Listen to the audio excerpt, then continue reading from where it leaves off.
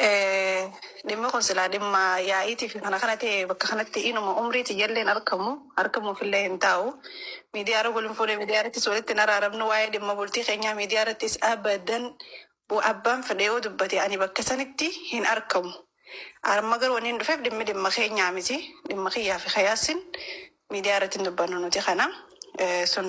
yaani akkuma khalatatti ta'e qeeda ta'e bira dabraadha. Dhimma gargaarsa isaa irratti garuu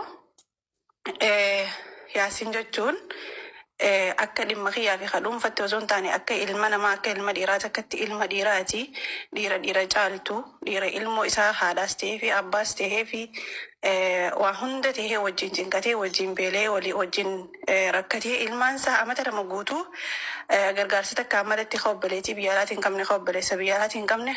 guddifachuu jiru. Yeroo hedduun dubbadde Yaasin geemi qabaddu Yaasin waan takka godhi Yaasin geemuma takka illee qabaddu taphaddu jeeni yeroo hedduun dubbadde garuu hin fedhu waa'ee miidiyaa kanarratti ol bahee gargaarsa miidiyaa kana Yaasin hin fedhu. Wallahi laazim hin fedhu nis hin barbaadu maaliif bakka guddoo yaada safwaan irra beeka jeeti yaada waan guddoo yaada waan xixiqqoo Oromoo miidiyaa gubbatti gootu kanaa fi ajandaa alguratanii kanaan dalagachuu kana hin jaalatu arra garuu eeganii fi waan kanatti seentan nama waan xixiqqoo kanaan maluu miti eega gargaarsatti seename akka bareedatti haa gargaaramu inshaallah nama waan danda'een karaa hundaan irratti hojjete nin beeka yaada isaanii waan kanallee hin fedhu walaakin eega itti seename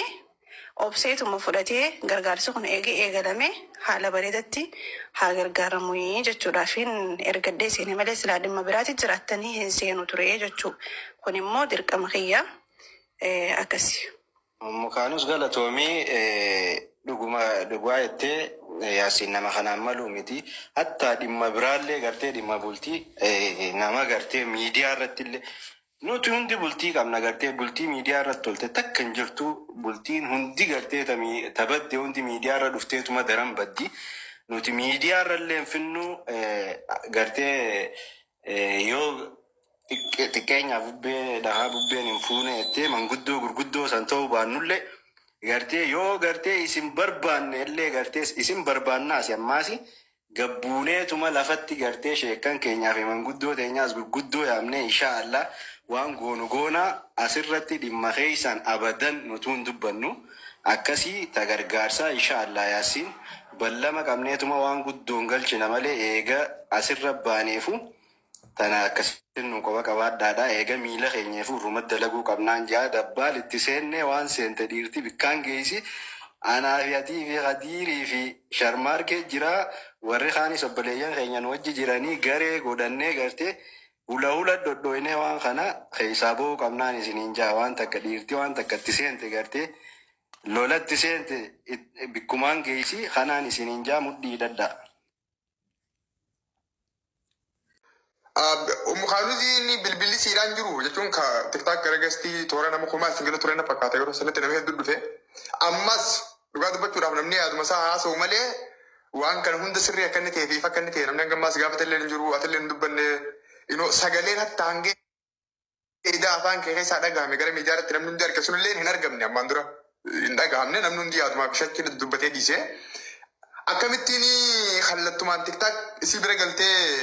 wanno godhu dandeesse jechuun bilbila siin qabdu moo bilbila karaa hundaan bilook taatiin girtamoo akkamitti miidiyaa gubbatti osoo uummanni jiru waan akka wal gorsuutis ta'ee maatii quba qabaachuu fi dhabuu waan akkas akkasiifaa dubbatte sagalee waraabame san keessatti akkamitti wanni sun. No bilbila isii wanta miseenjara wal dubbisna haa ta'u garuu anis maaliif miira keessa seeneetiin ture maaliif jennaan bikkattoota namni na bira jiru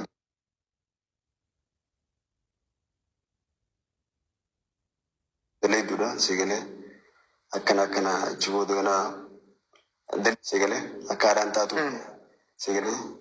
sunis na aarsee jiboo doonaa maal jeete si maha gisee yeroo sanitti irbaataa fi kanaa fi fataraa fi kanaas yoo immoo daleeduu tanaas ariitee sigalee daleeduu biraa fiddaa sigalee sanuma malee bakka jechuun ka miira bakka maalii bakka ammaasii irreedduu akkuma reebu siime jireenya kiyyaan jijjiiruu biyyarraa bee jechisiin fayyadamtu سني مالي أنا جالي مو بالبليسي أنت مسنجري سيتيس نمان كباي تقول سيقولة مالي أجندة بربادي هم كانوا موان كانوا بربادي سنتو ميرا كيسي سيني أما سي جزي مال جانين أكان تيفسون بيهو سيقولة أك نامي تكو جزي جولين تنا يرو هذا بربادي سيقولة سنيفو يرو كنتي سلاتي برجرات هوي يتجامر راي خيتين مالي وان سندوب بدي مالي فيديو سنة تلي عمين يندوب بدي وانو ما لا ما أعرف ولا Eenyu si dawwale? namni aan dawwal Rakkoon qabnum si dawwal sana nama dhalaa hayyuudha si hin beeka rakkoon qabu natti hin kijibina qaba rabbi hin ustaazi yee dhiifama ni kijibdin jecha wayyaa bude. addunyaa taatee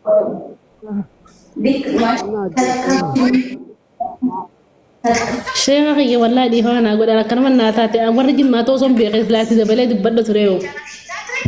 Dhiifama naa godhadha. Anillee beekee fi fin qoqqofla malee nama ilmii qabu subhaanallah astagfirullahi ustaaziyyee wallaahi ana addunyaa taatanii isin nama sheekaati ustaazi nama sheekaati mukkab.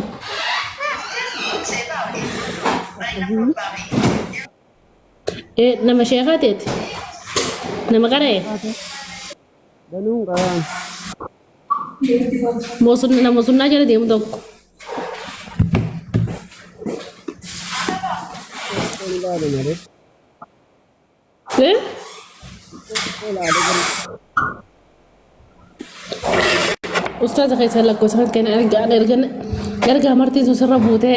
dhiisuu dadhabee dhaabbachuu dadhabee ka'uu dadhabee kun dalagaa namaa dadhabee kan akka ciisu jirana dhuguu fayyaa fi kan qabu fayyaa rabbiin irraan fuudhin jaalaltan ta'e irraa fuute ustaaza kiyya.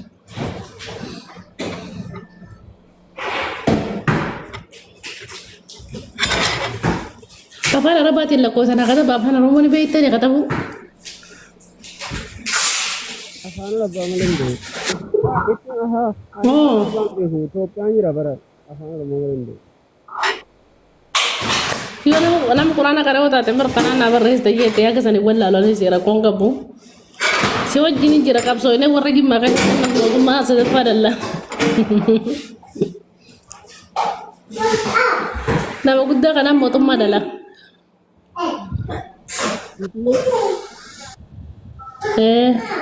Ustaaziyyee maaf olaala simbaane garuu ijoollee ni qabdanii? jira maal amma dukkana keessa hin jira garuu Ijoollee ni qabdaa? Ijoollee ni qabdaa? sagal hin qabaa fudhan Meeqa qabda? sagal qaba uffata uffaatu يا ما شاء الله تبارك الله يا ما شاء الشباب دي يا ربي خي اسمع كان نفدي يا استاذ خي والله في دام تاجو ليتي نابا سو سيفين جرا جادين خلاص انا ما كان المنزل غبون فدا